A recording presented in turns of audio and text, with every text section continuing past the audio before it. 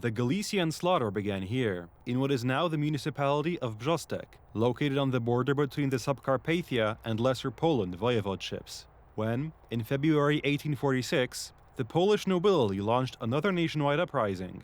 The Austrian occupiers deliberately turned Polish peasants against Polish patriots. The Austrian authorities managed to forestall the insurrectionary agitators by reaching out to the peasants, telling them it was the representatives of the Polish nobility who posed a threat to them, and that the only salvation could come from the Austrian imperial authorities.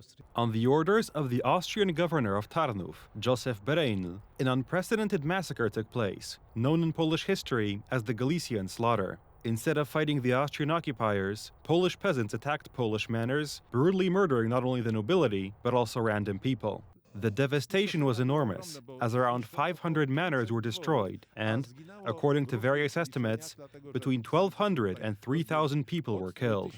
The largest grave of the victims of the Galician massacre is located in the old cemetery in Tarnów. Over time, many legends and stories arose. People added this, omitted that, tried to whitewash their families. Today, from the perspective of 180 years later, we can talk about it differently.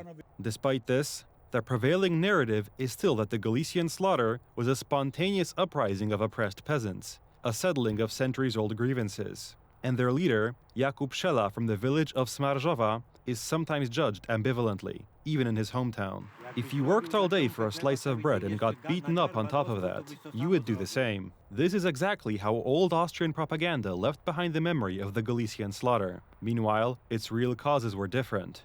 The sophistication of the Viennese administration lay in suppressing the Polish movement with the hands of other Poles.